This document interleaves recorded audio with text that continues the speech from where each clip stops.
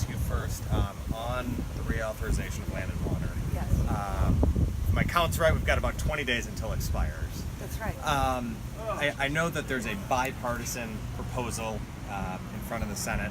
If I read it right, there's a whole bunch of Democrats and like Senator Burr on the other side. With the Republican Senate right now, how do you assess the chances of this being reauthorized? Well, first of all, there is a lot of support for the Land and Water Conservation Fund. It is one of those incredible opportunities where we use funds that are generated from use of the outer continental shelf drilling and reinvest those into our public lands, from local parks to national trails and all sorts of incredible opportunities. In Wisconsin, it funds things like the Ice Age Trail, like the Apostle Island parks, the St. Croix Scenic Riverway, and it helps access new funding and to allow public access to these incredible resources. Also, this roundtable that I just had really focuses in on the fact that it's vital to our long-standing tradition of sportsmanship, of hunting and hiking and fishing, and without the Land and Water Conservation Fund, we would really be struggling in terms of maintaining those traditions and bringing them to the new next generation. All of that said, I predict that we will be able to resolve this by the end of the year. I'm not sure that we're going to be able to resolve it in the next few days before the end of September, but we have worked together before, and I believe that this is too important and vital of a program to be let expire. I have other questions on other topics, but if anything else I don't want to take all the air in the room. I know one thing that we kind of heard as an ongoing theme in there was access. You know, Yes. how are we going to make sure that this is still around for the next generation, or how are we going to take veterans on hunting trips? Do you think that's, I mean, one of the more important aspects of this outside of preserving, just the natural resources we have? Absolutely. So, this is a time-honored tradition in the state of Wisconsin, and part of the joy in so many families is introducing the next generation to hunting, to fishing, to hiking, boating, all sorts of things. And those things are jeopardized if we can't fund the conservation programs that need to be in place to keep the right habitat for whether it's ducks, trout, ruffled grouse, all of that.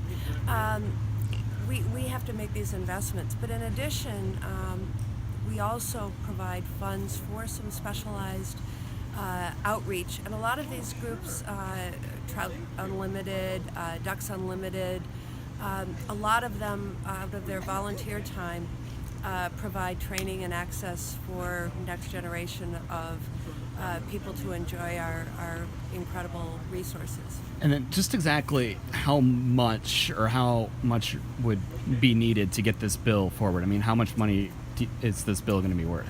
Well, the Land and Water Conservation Fund is funded by fees on oil extraction from the outer continental shelf. It raises about $900 million a year, and usually Congress sets aside a pretty significant percentage of that for the Land and Water Conservation Fund, for the use of these incredible conservation groups, local government, state government, to preserve our natural resources and our wildlife habitats.